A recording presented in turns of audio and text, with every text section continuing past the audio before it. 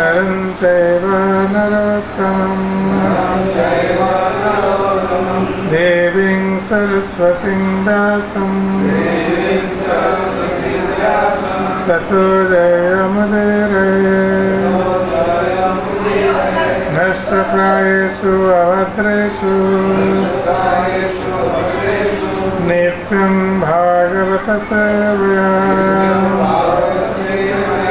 भगवती उत्तमः श्लोके भक्तिर्भवति नैष्टिकी लोकं गिरिवाचालं लङ्घयते यत्कृपातमन्दं श्रीगुरुं दीनतारिणं श्रीपरमानन्दमाधवम्.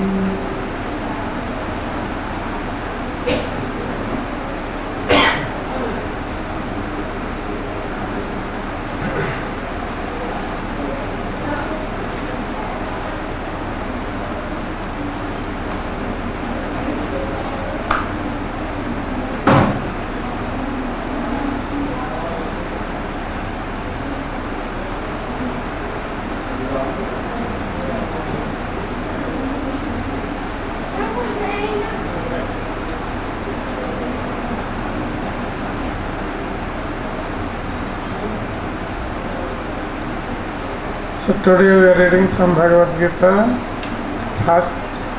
fifth chapter, text 13. The name of this chapter is Karma Yoga, Action in Krishna Consciousness. Fifth chapter, 13.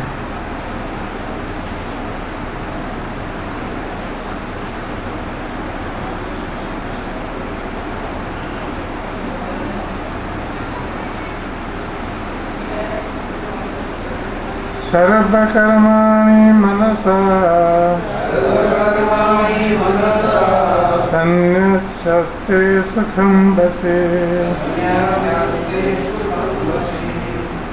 नवद्वारे पुरे देहि नैव कुर्वन्न कार्यम् सर्वकर्माणि मनसा सन्न्यस्ते सुखं वसे नवद्वारे पुरे देहि नैव कुर्वन्न कारयन्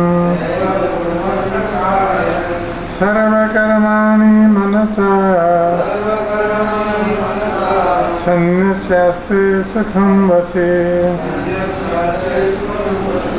नवद्वारे पुरे देहि नैव कुर्वन्न कारयन्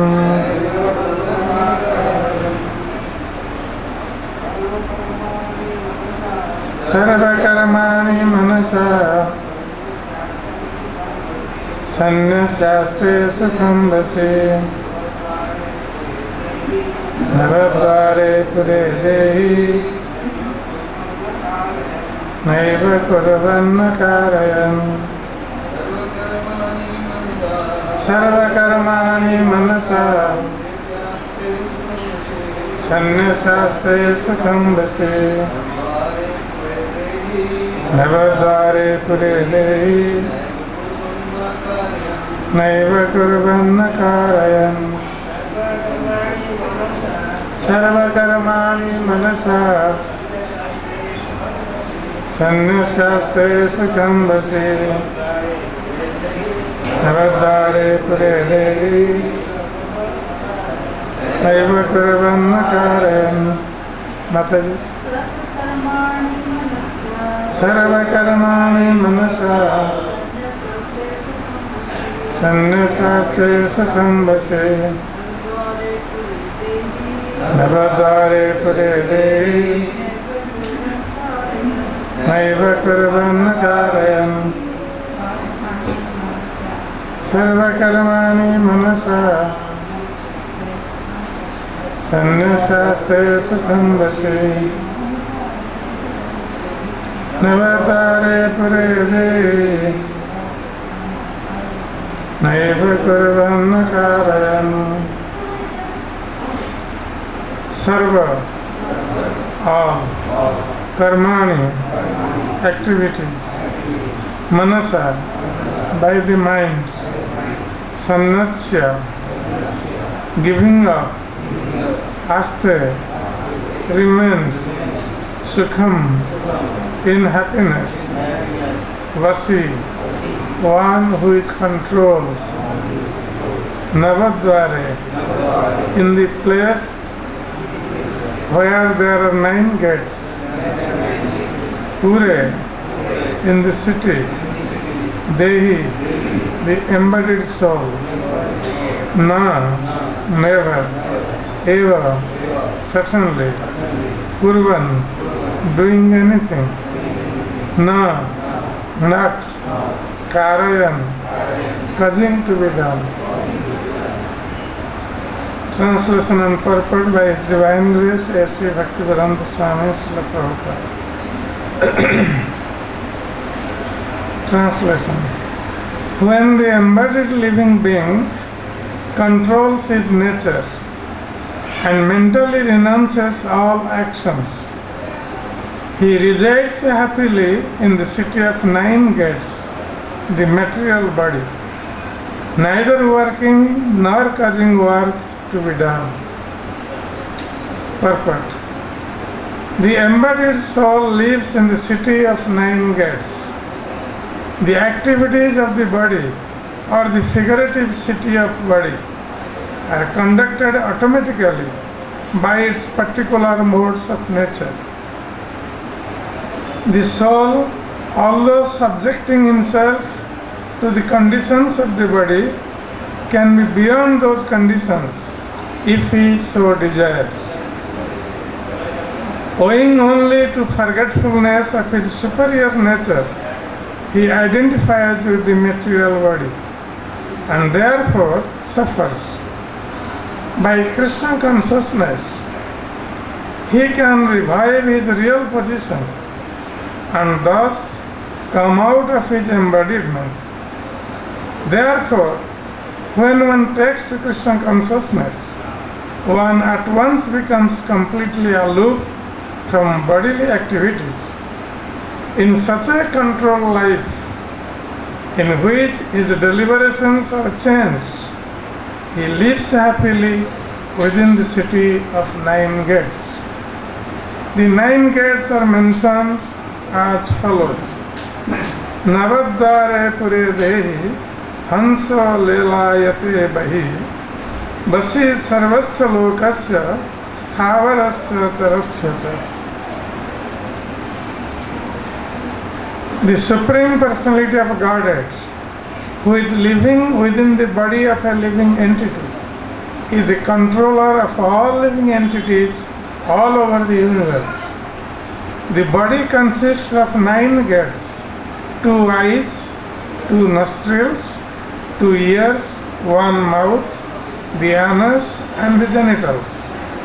The living entity in his conditioned stage identifies himself with the body. But when he identifies himself with the Lord within himself, he becomes just as free as the Lord, even while in the body. Svattasatra Upanishad 3:18. Therefore, a Krishna conscious person is free from both the outer and inner activities of the material world.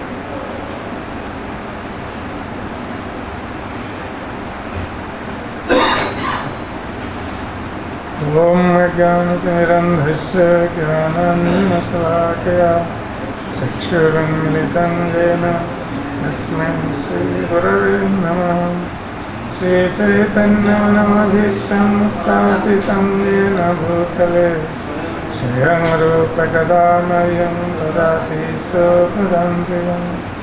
वन्देऽहं श्रीगुरो श्रीयुतपदकमलं श्रीगुरुं वैष्णवंश्च श्रीरूपं शक्रजातं सगणरघुनाथ नितं तं सजीवम् साद्वैतं सावधूतं परिजनसहितं कृष्णं चैतन्यदेवं श्रीराधाकृष्णपादान् सगणललिता श्रीविशाखान्वितंश्च। हे कृष्ण करुणा सिन्धो दीनबन्धो जगत्पते गोपेश गतिकान्त राधाकान्त नमोऽस्तुते। तप्त काञ्चन गौराङ्गी राधे वृन्दावनेश्वरी वृषभानुसुते देवी प्रणमामि हरिप्रिये। वंशाकल्पतरोर्भस्य कृपासिन्धुर्येव च पतितानां पावनेभ्यो वैष्णवेभ्यो नमो नमः।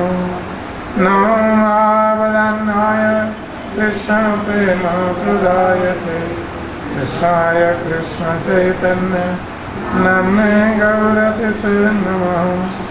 जय श्री कृष्ण चैतन्य प्रभु नित्यानंद श्री अद्वैत गदाधर शिवासादि गौरभक्तवृंद। हरे कृष्ण कृष्ण कृष्ण हरे हरे हरे राम राम राम हरे हरे। हरे कृष्ण कृष्ण कृष्ण हरे हरे हरे राम राम राम हरे हरे। हरे Krishna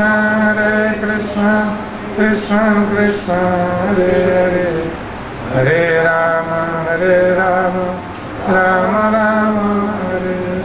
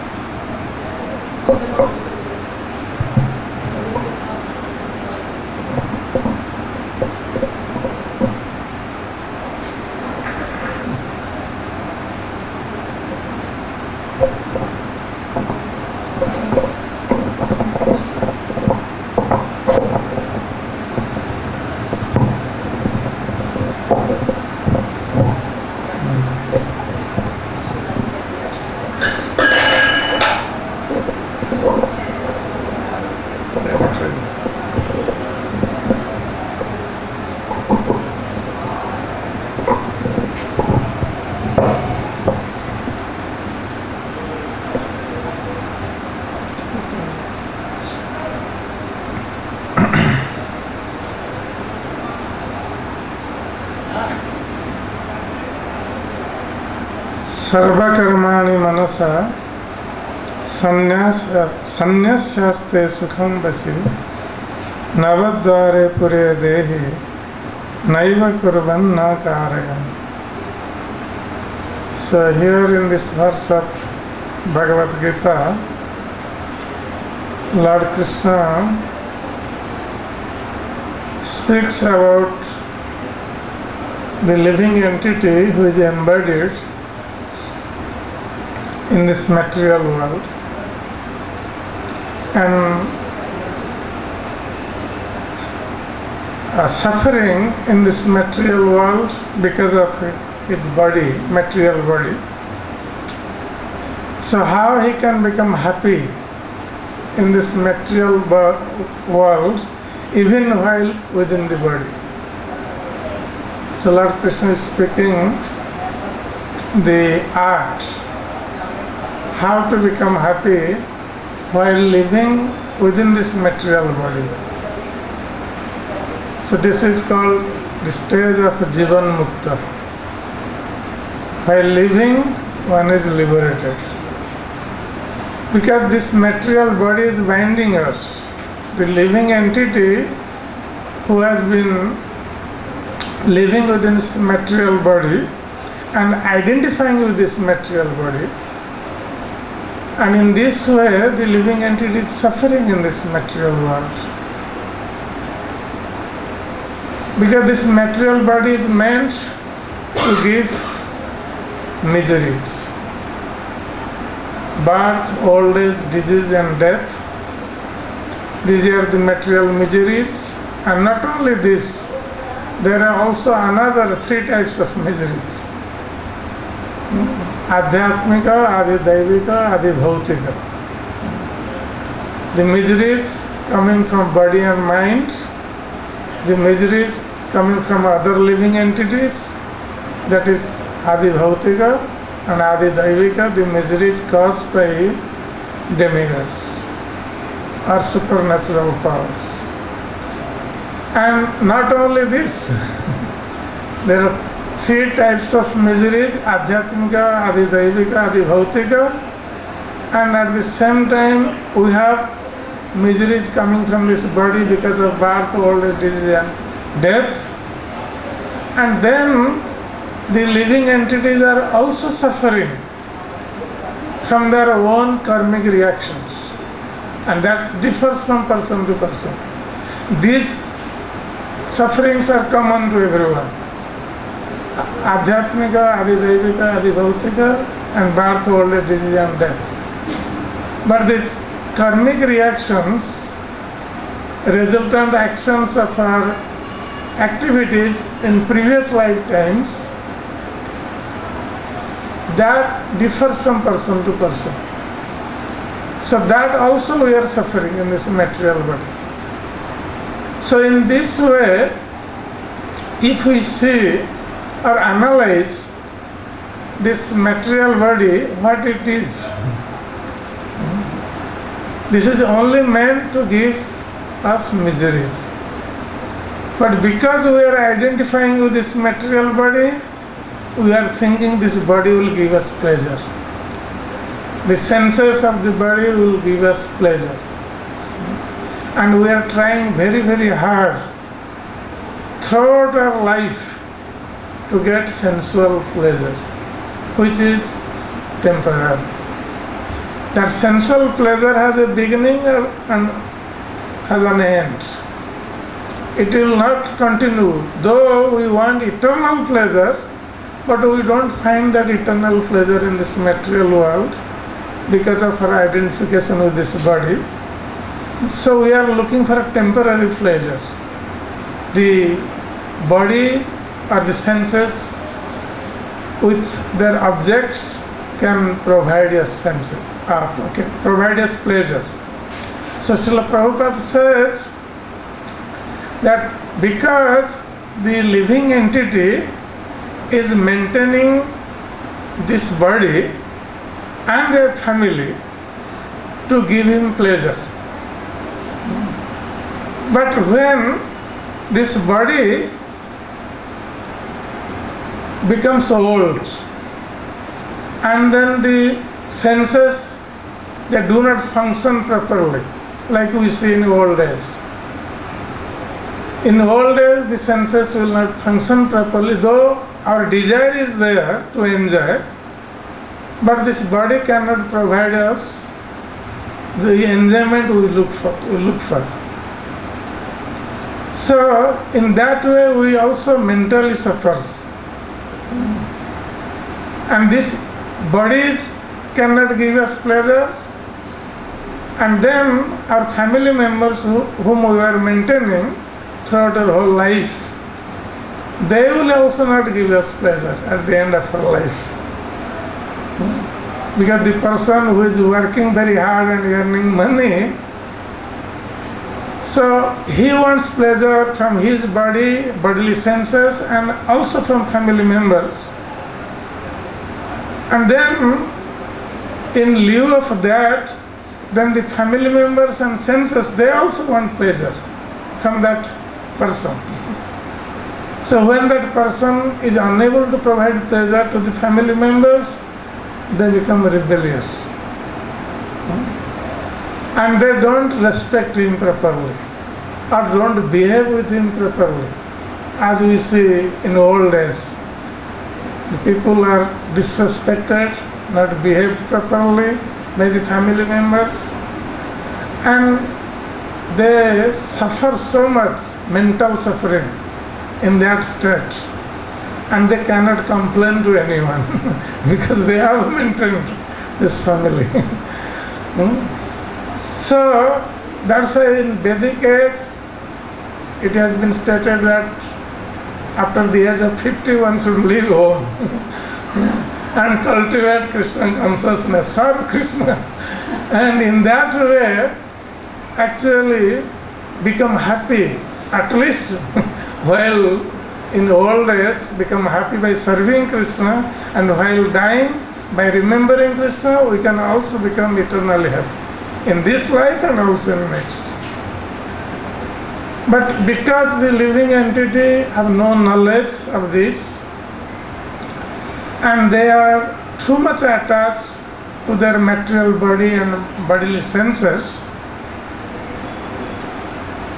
that's why they are suffering again and again, not only in one lifetime, but they are suffering again and again in many, many lifetimes.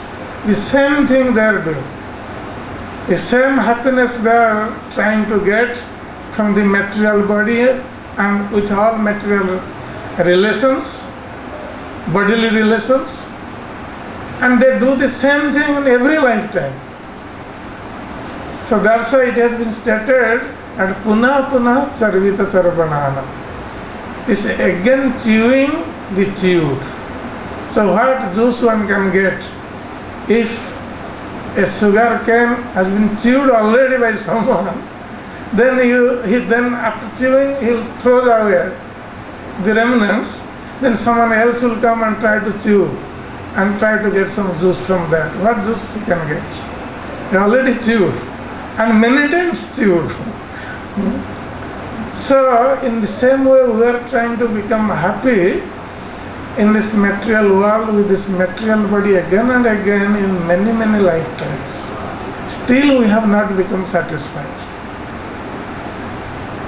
So that's why it has been stated in Bhagavad Gita. Krishna says, Yehi sansparsada bhoga dukkha yonaya adyantavanta kaunteya natesu ramate buddha. So Krishna uses this word buddha.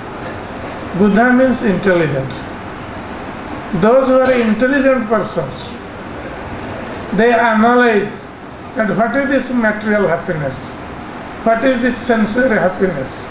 They analyze this, that yehi sansparsada bhoga dukkha yonaya. So this material happiness is coming from sense perception, and that is the root cause of dukkha yoni, root cause of getting different material bodies in different lifetimes. That's why dukkha yonaya evate adyantavanta kaunteya. And this material happiness, if someone will analyze, this material happiness has a beginning and has an end. That is not eternal. And though we are eternal spirit souls, part and parcel of Krishna, and the nature of the soul is pleasure seeking, so we look for pleasure. It is natural for us, but we look for that type of pleasure which is eternal. But since we have no knowledge about that eternal pleasure, we feel satisfied with this temporary material pleasure, and we think, oh, this is the best pleasure we can get in this material world.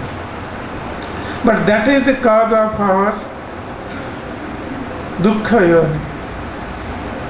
That when we look for this material pleasure, then we are actually preparing ourselves to take material body in next lifetime. And not only in one lifetime, in again and again in many lifetimes, 84 lakh species of life. So we are going to suffer not only in one lifetime, every lifetime we are going to suffer. That's why Krishna says that those who are very intelligent persons, natesu ramate, they don't take pleasure in this temporary material happiness. They look for eternal happiness. How can they get that eternal happiness? Because the spirit soul is eternal and part and parcel of Krishna. And because of our ignorance, we have forgotten our eternal position. We have identified with this material body and material senses. So we think we are this material body, and everything in this material world is meant for the pleasure of my material body, or for me, because we are identifying with our material body. And that's why our suffering starts with this misconception. That is the cause of our suffering. Because we thought that we can enjoy without Krishna. Though we are part and parcel of Krishna, our real enjoyment lies in serving Krishna, being reunited with Krishna. That is the real enjoyment we can get. But because we have forgotten that, or we can say in other words, that the living entity, because of being envious of Krishna, he wants to enjoy separately without Krishna. That's why he has been put in this situation. And in this situation, material situation, he is misidentifying with his material body. He is thinking, I am this material body. And when he gets bodily pleasure, he thinks, oh, I am happy.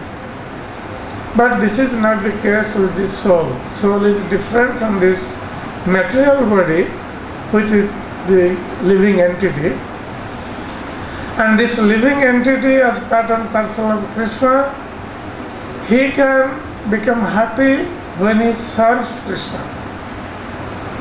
That is his eternal constitutional position. And as Srila Prabhupada says in this purport, that when the living entity takes a material body, the super soul also comes with this living entity. He enters into the material body of the living entity. So though we have forgotten the Supreme Lord, but the Supreme Lord has not forgotten us. He is always accompanying us in every lifetime as Paramatma. And though this spirit soul is identifying with this material body and suffering the pains and pleasure of this material body, but Paramatma is aloof from all these things. He is not affected by pains and pleasure of the material body. Though he is within this material body, sitting in the heart of the living entity. But Paramatma is not affected. So Srila Prabhupada says that because of the living entity, the spirit soul is identifying with the material body, he is feeling the pains and pleasure of this material body.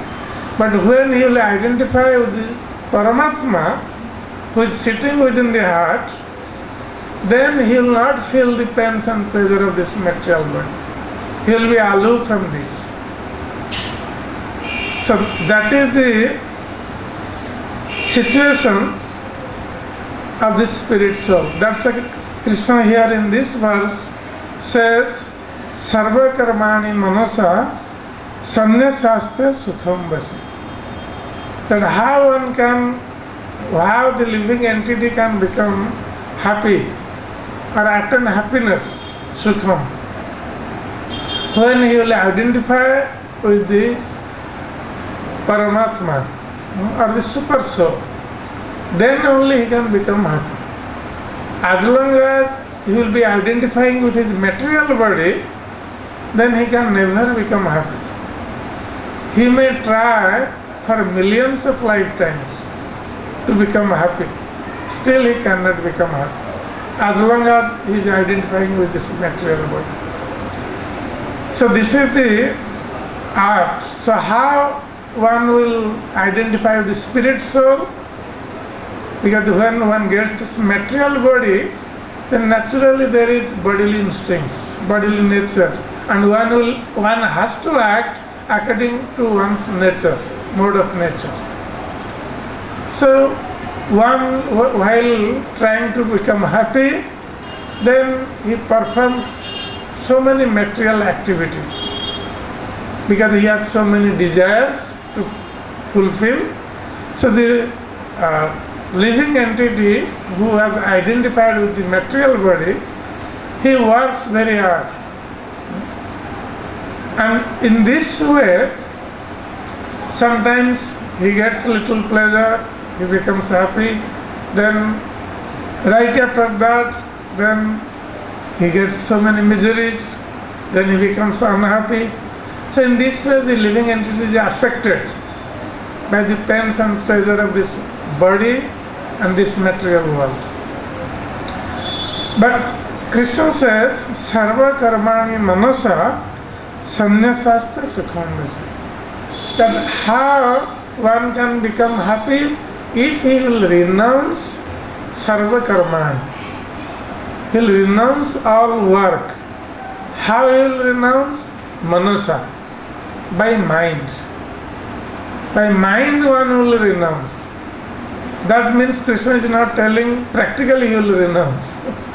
He is telling only by mind one will renounce. So, otherwise someone will think that our Krishna is giving very nice proposal that by mind you renounce all the works, you sit in one place, idle, and then you can become happy. You don't have to work anymore. But Krishna is not telling that. Then Arjuna will take that path, he will not fight. So Krishna is telling by manasa. In mind you renounce the work. So what does it mean? That by mind one will renounce the work? So that means when we work in this material world, we work for some gain or profit. If there is no gain or profit, we will not work, or will not be interested to work, or will not be inspired to work. So everyone is working in this material world for some results. And when he gets that result, he becomes very happy. Oh, I worked so hard, so now I got this result, now I can enjoy. So he thinks that he is the enjoyer of the result of his own activity. That is the misconception of the living entity. He thinks he is actually working hard and getting the fruit of his activity. But in another place, Krishna says that there are 5 factors responsible. When someone works in this material world and he gets some result, that result is not because of his work. But people think, oh, I worked very hard, so I got this result. But that is not the case. One may, sometimes we see, one may work very hard, but sometimes he does not get any results.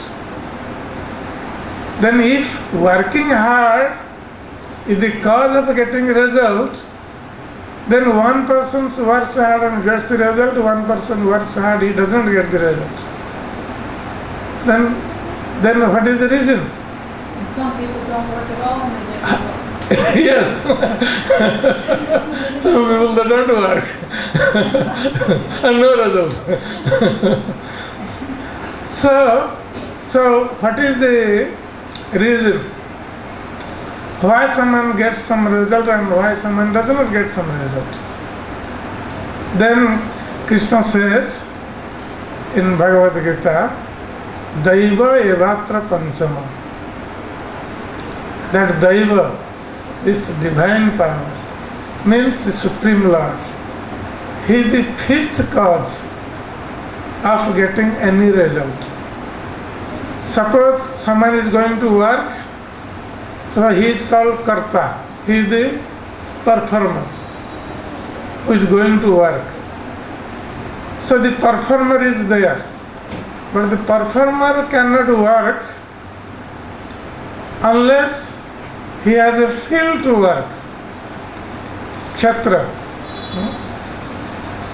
So if there is a field and there is a performer, but still he cannot work unless instruments are there. But if instruments are there, field is there and the performer is there, but still he cannot get the results unless he works or endeavors. So endeavor is necessary. So kshetra is there, field of activity is there, instruments to work is there, the performer is there, and endeavor is there. But still he will not get the result unless the Supreme Lord favors. Daiva evatra panchama. So the Supreme Lord is actually controlling the results of all activities.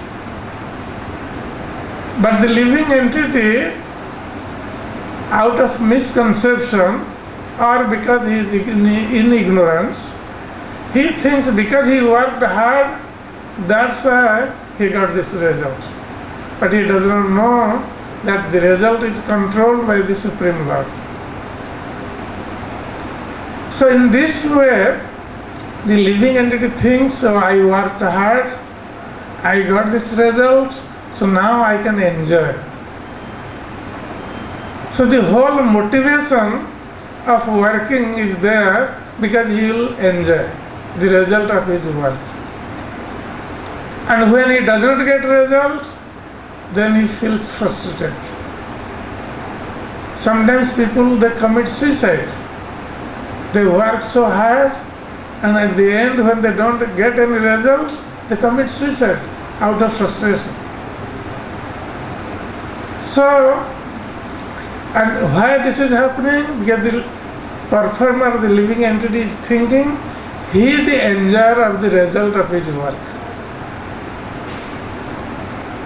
And because of that, when he gets the result, he becomes happy. When he doesn't get result, he becomes unhappy.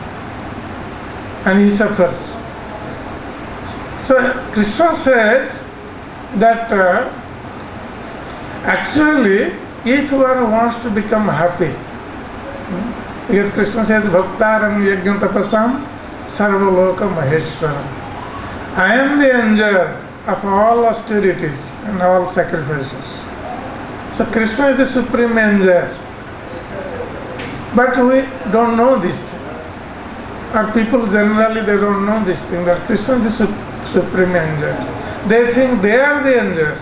That's why they feel the pleasure and pains of this material world. But those who are in knowledge, those who know that Krishna is the enjoyer of everything, then what they do? They renounce work in the mind that they are not the enjoyer of the activities of their work. This is renunciation in mind.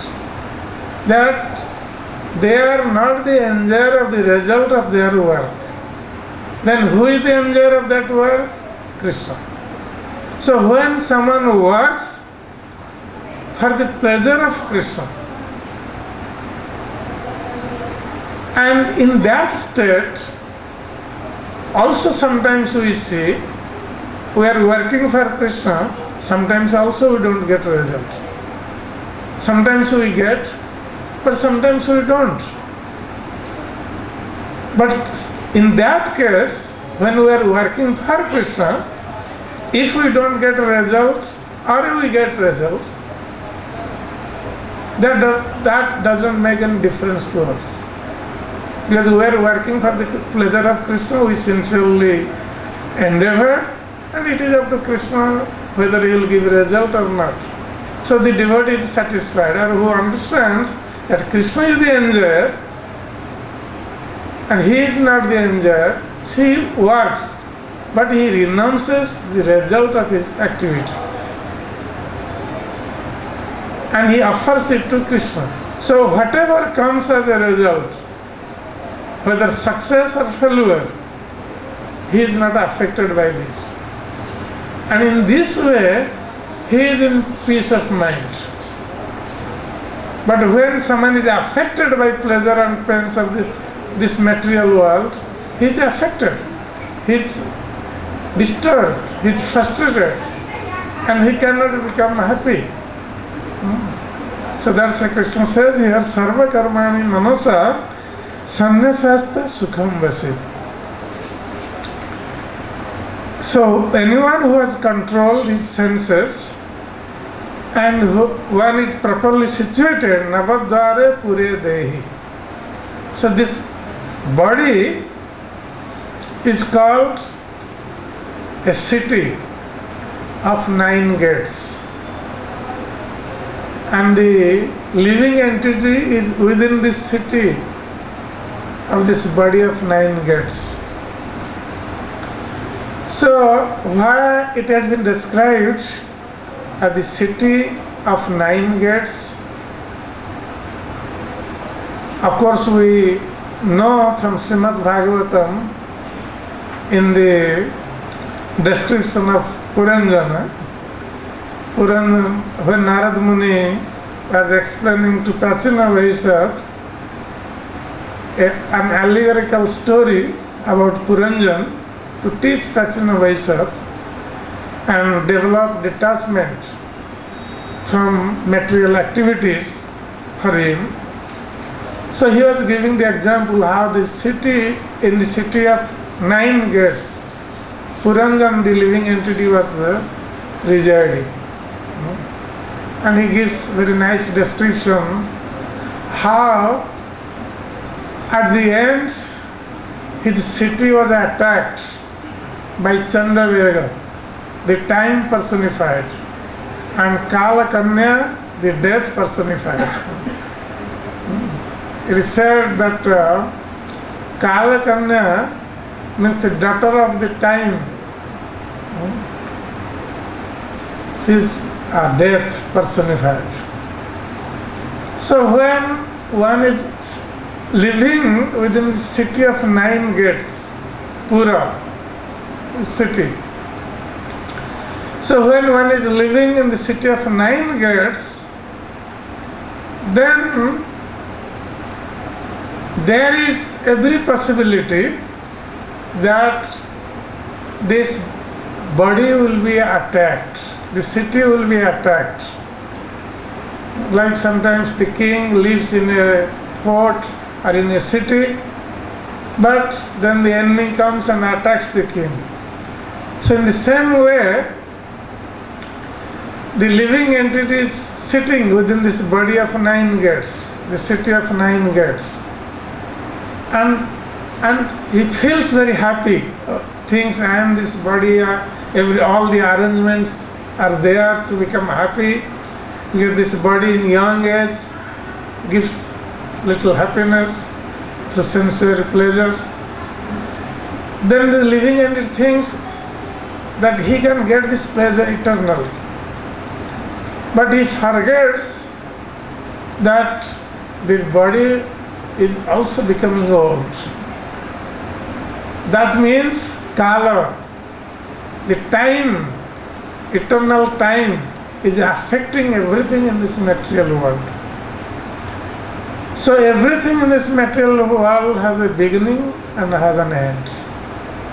So body has a beginning, body took birth as a baby, he grew up as a young man or woman, and then in due course of time the body will become old.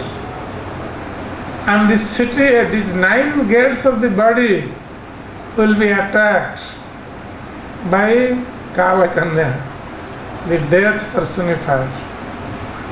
So in the city of 9 gates, at the old age, there will be blockades in all these 9 gates. So Srila Prabhupada explains, and Sutta Upanishad also says, what are these 9 gates? 2 eyes, 2 ears, 2 nostrils, 1 mouth, 1 anus and 1 genital. These 9 gates. And they will be blocked. In old age, gradually, they will be blocked and attacked by death. And that time, though the living entity who is living within this body, even in old age, he is hankering for material enjoyment, is there.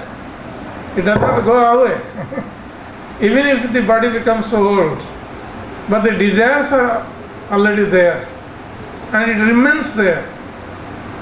That's why the living entity does not want to leave this body, even if it is old. The living entity doesn't want to give up this body. He wants to be surrounded by his family members, friends, relatives, and still try to feel happy. But the time will not allow him to do so. So the time will attack this body of 9 gates. So there will be blockage. Means in old age we will see the eyes will become dim, you cannot see properly, and the eyes will give so many problems. We can see old people. Nowadays young people have also problems. What to speak of old people. Small children also wear specs. They have eye problem. So anyway, so old people, the eyes will be blocked, their sight will be blocked, they cannot see properly, their ears will be blocked, they cannot hear properly, their nostrils will be blocked, they cannot breathe properly, and their mouth will be blocked, anus, genitals, everything will be blocked in due course of time. And they will suffer in this material body, which they were thinking that this body is a machine for material happiness. That same machine gives them miseries in old age. So in this way, the old person suffers in this material world. Though his desires are still there to enjoy, but he cannot enjoy in all ways. And in this way, one day, he gets so much suffering, and then there will be fire. Like when the city is attacked through the 9 gates, the enemy enters into the city, then the enemy ignites fire in that city. So in the same way, this body of 9 gates is ignited with fire. That means at the time of death, there will be high temperature. That is called prajwala. So Prabhupada says 107 degrees temperature. So one cannot tolerate that temperature. There will be fire within the body. That is the fire. So one has to leave. One cannot stay anymore within this body. One is forced to leave this body. And then again, according to one's activity in this life, one has to enter into another body to suffer again the same thing which he has suffered in this lifetime. This is the nature of this material world. That's Lord Krishna says that if one wants to get out of this suffering of this material body eternally, then one has to understand that this body is not meant for suffering, but this body has been given to serve Krishna. Utilize this body to serve Krishna. For Krishna's pleasure, one should dedicate one's body, mind and words. And don't expect any result for oneself. Of course, when we satisfy Krishna, we work for Krishna, and Krishna is satisfied, naturally we will be satisfied. We will be happy, because we will be reunited with our eternal friend, eternal master, eternal Father Krishna. That is our constitutional position, and that is the art of becoming happy in this material world. That's why Krishna says that one should only work for me and renounce the desire to get the result of one's activity. One should only act for his pleasure. So when Krishna says manasa, by mind you renounce, that means you renounce, one should renounce the result of his activity and offer it to Krishna. So in this way one can become happy in this world and also in the next. Hare Krishna. So is there any